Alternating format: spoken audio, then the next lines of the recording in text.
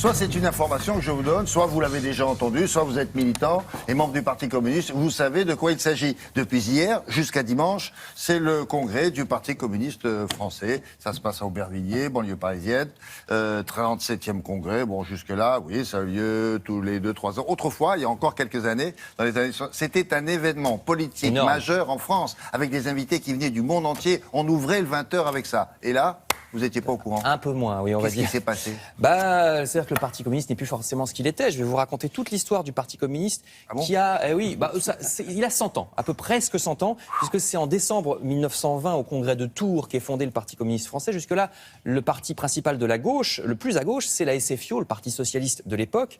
Mais le parti va se couper en deux sur la question de l'URSS. Regardez, on a des images de ce congrès de Tours 1920, parce qu'on est juste après la révolution russe de 1917, et la question c'est est-ce qu'il faut s'aligner sur les soviets ou pas? Alors il y a ceux qui disent non, il faut rester un parti français, c'est les socialistes, vous voyez ici Léon Blum, et puis il y a ceux qui disent oui, alignons-nous sur l'URSS, il faut faire de l'action clandestine, il faut faire de la révolution, donc ces pro-Moscou vont créer le Parti communiste, qui va vraiment s'aligner sur l'URSS. Le PCF va devenir même un parti très stalinien. Il va rentrer à fond dans le culte de la personnalité de Staline. Ça va aller très très loin, puisque quand Hitler et Staline vont faire alliance dans les débuts de la guerre en 1939, le pacte germano-soviétique, le Parti communiste français va refuser de désavouer Staline.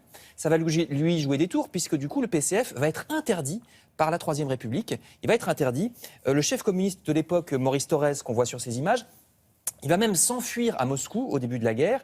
Et même après la guerre, quand Khrouchtchev lui-même, leader soviétique des années 50, dénonce les crimes de Staline, voici Khrouchtchev, le PCF ne va suivre que mollement cette déstalinisation. Le PCF va vraiment rester pur et dur jusqu'aux années 80 d'ailleurs. Le secrétaire général du PCF des années 70-80, Georges Marchais, soutiendra mordicus l'URSS la plus dure, même quand Brejnev envahit l'Afghanistan par exemple. Alors voilà pour les sujets qui fâchent.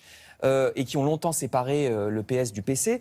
Il y a eu des moments quand même où ça s'est mieux passé entre les deux principaux partis de la gauche. Par exemple, en 1936, le fameux Front populaire, regardez, le PC soutient pour la première fois le Parti socialiste, la SFIO, et du coup, victoire aux élections. Léon Blum devient chef du gouvernement. Plein de réformes sociales vont être votées en un rien de temps en 1936. C'est grâce à ça qu'on a, par exemple, les congés payés ou la semaine de 40 heures. Et après la guerre, le PCF va même devenir le premier parti de France. Le général de Gaulle va prendre des ministres communistes dans son gouvernement de l'après-guerre. En 1946, presque un tiers des députés de l'Assemblée nationale presque sont communistes. Plus de 180 députés, époque très à gauche avec création de la sécurité sociale, la nationalisation de l'électricité, du gaz, des banques, etc.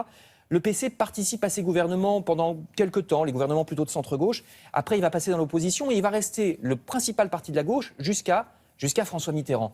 Parce qu'avec François Mitterrand, en 81, ça commence à être la dégringolade du PC dont vous parliez. Le PC va passer derrière le PS et il va y rester, surtout qu'après, évidemment, chute de l'URSS qui ne va rien arranger. Les soviets, c'est plus glamour. Donc, il y a une dégringolade. D'autant plus que c'est à ce moment-là que le Front National va commencer à prendre les voix des ouvriers et que le PCF va encore plus dégringoler dans les urnes. Je termine. Imaginez, pour vous donner une idée d'effectivement ce qu'a été le Parti communiste et de ce qu'il est aujourd'hui, imaginez qu'en 1969, ça c'est Jacques Duclos, candidat PC au présidentiel de 69, il fait plus de 20% des voix, 21%, et Marchais même fera 15% en 81, alors que Robert Hue en 2002 ne fait plus que 3%, et Marie-Georges Buffet seulement 2% des voix à la présidentielle de 2007.